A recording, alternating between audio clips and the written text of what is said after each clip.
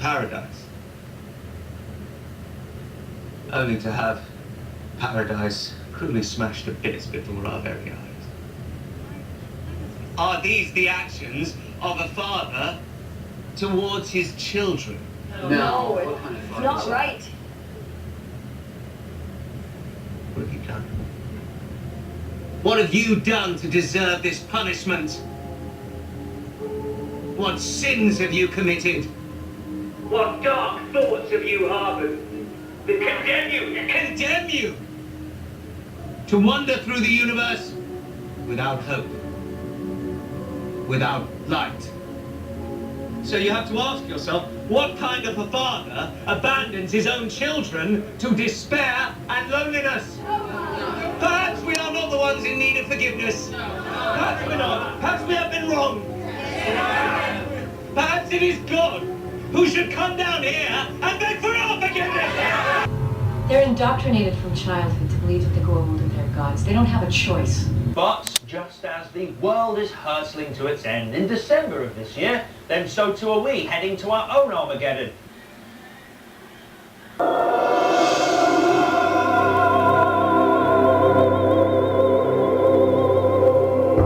Earth was a mirage, a fantasy they dangled in front of us for 4 long years in order to maintain power, a fantasy they dreamed up as a way to hold on and control the government over the democratic wishes of the population.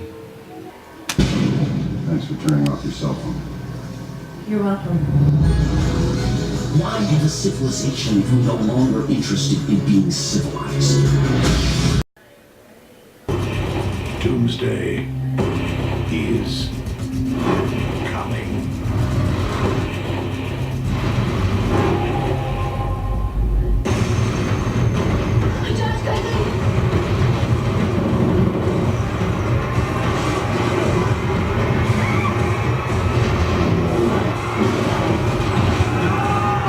End of the World Wednesdays. Earth-shattering disaster movies.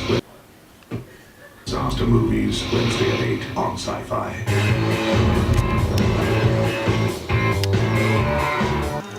Sweet zombie Jesus. They painted themselves into a black box, black corner. The other, so that's the inertia. The other is that there were orthodox religious interests that did not know what to make of this. And I've had discussions with senior levels of the Vatican to discuss this. And today, most mainstream religious groups would say, well, there's one supreme being in the universe, and there are many children of God, and we're all children of God. This is what Monsignor Balducci said when we interviewed him at the Vatican. But the Orthodox and fundamentalists would view this in a very disturbing way, because it would upset their worldview.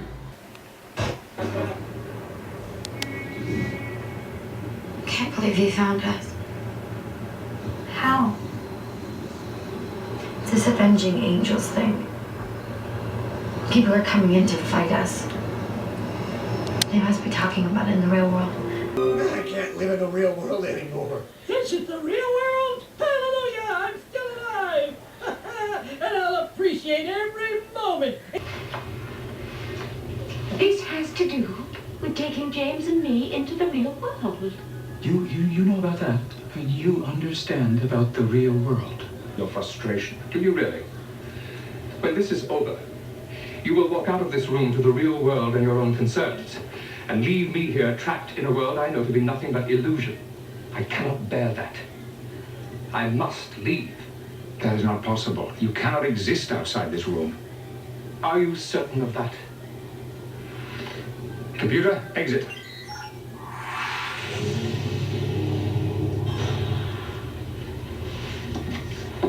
Although objects appear solid on the holodeck, in the real world, they have no substance. An object has no life. I do. Professor, you are a computer simulation. I have consciousness. Conscious beings have will. The mind endows them with powers that are not necessarily understood, even by you. If my will is strong enough, perhaps I can exist outside this room. Perhaps I can walk into your world right now. Professor, I ask you to believe me. If you step out of that door, you will cease to exist. If I am nothing more than a computer simulation, then very little will have been lost. But if I am right, mind over matter, cogito ergo sum.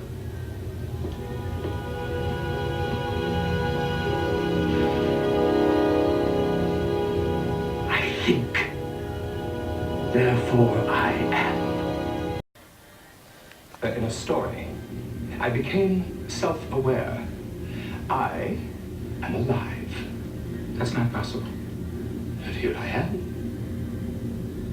Tell me, has a way been found to allow me to leave the confines of this holodeck world? Leave the holodeck? No, of course not. You can only exist in here. Already, and the count is now. They're halfway to Melis 2 by now. This enhancement module contains enough active memory to provide them with experiences for a lifetime. They will live their lives and never know any difference. In a sense, you did give Moriarty what he wanted. In a sense. But who knows? Our reality may be very much like theirs, and all this might just be an elaborate simulation running inside a little device sitting on someone's table. Well, we have a newborn star to study. Mr. Barclay, we'll keep that safe. Aye, sir.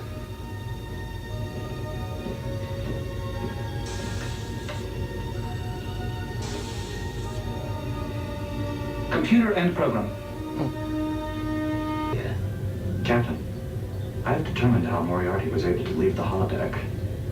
He never did. Neither did we. None of this is real. It is a simulation. We are still on the holodeck.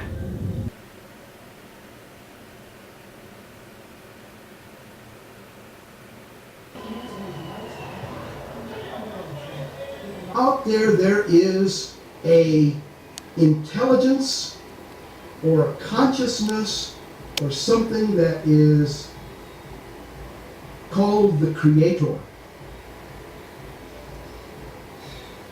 And most people will never come in contact with the Creator. And especially after what I've described to get there, they probably won't want to. It's not a very pleasant trip. But you encounter the Creator, except, again, nothing is the way you read about it in the comic books that are the mystical writings. The Creator is huge, deep, wide, tall, and has aspects, many, many aspects. This spark of consciousness that I was left with, awareness, at some point intersects with this thing, and that recognize something. I said, oh, I'm a part of this. So it was such a profound experience to have been out there in deep space. And I'm not the kind of person that would have expected this kind of experience. I mean, I would have expected, if someone were to tell me you're going to take this drug that's going to launch your consciousness, I would have expected that I would see angels and fairies and not alien life forms. I have no interest in that. That's not part of, I've never liked science fiction. I've never been into any of those kinds of things. It's not part of any sphere of interest, but to be out there with these other life forms, this greater intelligence. Why didn't you tell me there was another Kryptonian on Earth? You're halfway across the country with no memory. He's not a guy. He's a machine. He's a computer. There isn't one among us who could resist that temptation. We agreed. We would not open that envelope unless the Traveler proved to be a threat. That's why Swan and I are flying to Zurich, to make sure that the secret is kept locked safely away, and ultimate power is left in the hands of the gods. Robert, Yes, yes. Well, here's another fun fact for you. All around. Easy for people to recognise that mainstream medicine is far more successful than faith healing. I really can't believe that in this modern day people are so blind to the evidence that's out there. I'm Jenny Bartle, and I'm the president of the National Federation for Atheist, Humanist and Secular Student Societies. I think faith healing can change your life, but it's usually for the worse. Faith healing, when it works, plays on guilt.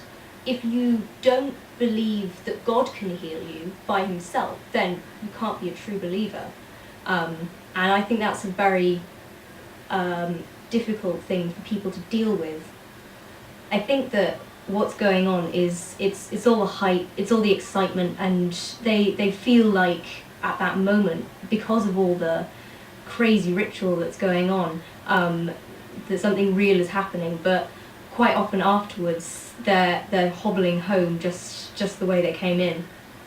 For me, science is the best way of looking at the world that we currently have. It inspires progress better than religion ever has. I'm open to the possibility that there's something better than science, but I know that we haven't found it yet. I'm Chris French, I'm a professor of psychology, and I'm very, very sceptical when it comes to faith healing.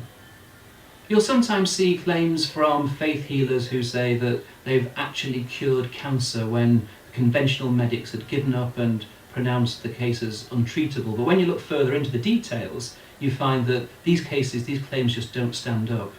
There have recently been cases reported of people suffering from HIV/AIDS who were told by their pastors to give up their medication and to put their faith in God, and they died as a result. This is criminally irresponsible, in my opinion. Many of the evangelists today make literally millions of dollars from their followers who, by and large, are uneducated, poor and sick. This really, really is disgusting. Very often people who have this intense faith actually express pity for people such as myself who don't have any kind of religious faith. I'm an atheist. I just think it's better to be in touch with reality.